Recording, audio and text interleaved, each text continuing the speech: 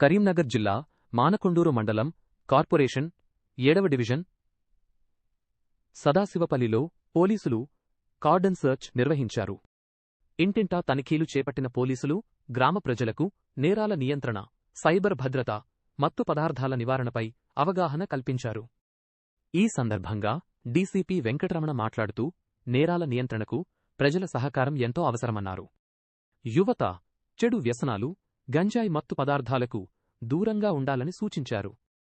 అత్యవసర పరిస్థితుల్లో 100కు మత్తు పదార్థాల సమాచారం ఉంటే 1908 నార్కోటిక్స్ హెల్ప్ లైన్కు సమాచారం ఇవ్వాలని, సమాచారమిచ్చిన వారి వివరాలు గోప్యంగా ఉంచుతామని తెలిపారు. ప్రతి ఇంటికి ప్రధాన రహదారులపై సీసీ కెమెరాలు ఏర్పాటు చేసుకోవాలని, తల్లిదండ్రులు పిల్లలతో సమయం గడుపుతూ వారి ప్రవర్తనపై నిత్యం దృష్టి పెట్టాలని సూచించారు. సెల్ఫోన్లను మంచి పనులకే వినియోగించాలని, ఆన్లైన్ గేమ్స్, సైబర్ నేరాలకు దూరంగా ఉండాలని అవగాహన కల్పించారు. అలాగే మైనర్లకు వాహనాలు ఇవ్వవద్దని, హెల్మెట్ తప్పనిసరిగా ధరించాలని, నకిలీ విత్తనాలు కొనుగోలు చేయవద్దని, సోషల్ మీడియాలో చట్టవ్యతిరేక పోస్టులు చేయవద్దని హెచ్చరించారు. ఈ కార్యక్రమంలో ఏసీపీ విజయ్ కుమార్, సిఐలు శ్రీలత, బిల్లా కోటేశ్వర్, రఫీఖాన్, ఎస్ఐ తిరుపతి, కార్పొరేటర్ ఆకుల నందిని ఉదయ్, మాజీ సర్పంచ్ మాచర్ల తిరుపతి, రామిడి తిరుపతి, డివిజన్ ప్రజలు పాల్గొన్నారు. ఏవైతే మనం ప్రశాంతంగా ఉన్నామో మన దగ్గర ఏమీ లేదు అనుకున్నా కానీ డేంజర్ ఉన్నది. ఇప్పుడు అది ముఖ్యమైన విషయం, మనం అర్థం చేసుకోవాలి. ఇవి మీకు తెలియపరచడానికే మేము అందరం ఇప్పుడు కొత్తపల్లి ఇన్స్పెక్టర్ గారు కోటేశ్వరు మీ దగ్గర ఎస్ఐ కూడా చేసినాడు మానకొండూరులో.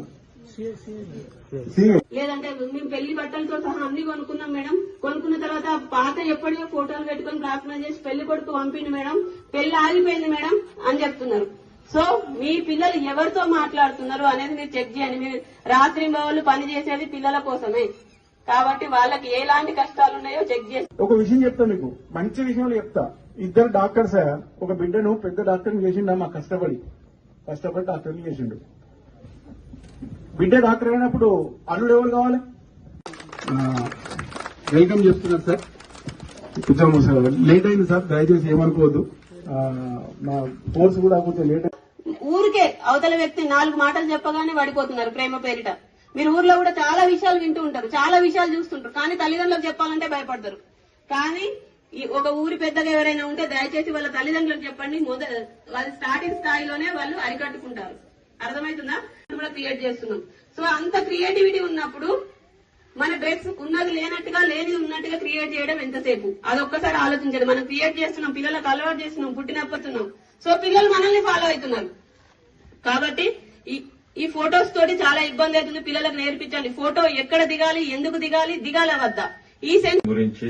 ఇప్పుడు సైబర్ క్రైమ్ అనేది మనం ఎక్కడో ఉంటారు, కొన్ని వందల వేల కిలోమీటర్ల దూరంలో ఉండి మన బ్యాంక్ అకౌంట్ లో ఉన్న డబ్బులను వాళ్ళు కాజేస్తున్నారు తెలివిగా.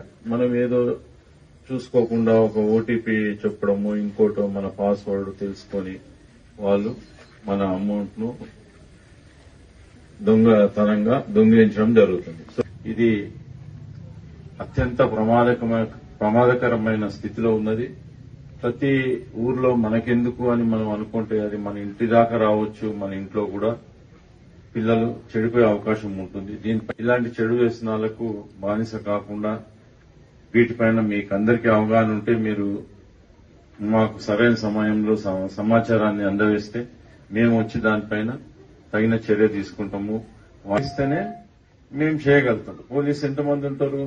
ఒక 10 మంది ఉంటారు. పబ్లిక్ 1000 మందికి ఒక 10 మంది కూడా ఉండరు పోలీసులు. కాబట్టి మీరు ప్రతి పబ్లిక్ కూడా సామాజిక బాధ్యతగా మనము ఫీల్ కావాలి. సివిలియన్స్ కూడా యూనిఫామ్ లేని పోలీసులే. మీరు కూడా మీ ముందు నేరం జరిగితే అడ్డుకుంటారా లేదా? ఎవరినైనా చంపడానికి వచ్చినా ఇంకేదైనా ఎందుకు అడ్డుకుంటాం? అది మన బాధ్యత. సో మీరు యూనిఫామ్ లేని పోలీసులు అంటే మీ ముందు ఏ నేరం జరిగినా మీరు ఆపే హక్కు మీకు చట్టం కల్పించింది. మీ పైన ఎవరు దాడి చేయకుండా అలానే పబ్లిక్ ఎవరైనా జరుగుతుంటే మనం ఆపొచ్చు. మీరందరూ కూడా ఈ అవగాహన కార్యక్రమాన్ని సద్వినియోగం చేసుకుని అందరికీ పోలీస్ డిపార్ట్మెంట్ మాకు కూడా మీ సమాచారం ఇవ్వవలసిందిగా సరైన సమయంలో కోరుకుంటూ ఈ ప్రోగ్రాం కు ఇచ్చేసిన అందరికీ మరొక్కసారి ధన్యవాదాలు తెలుపుతూ సెలవు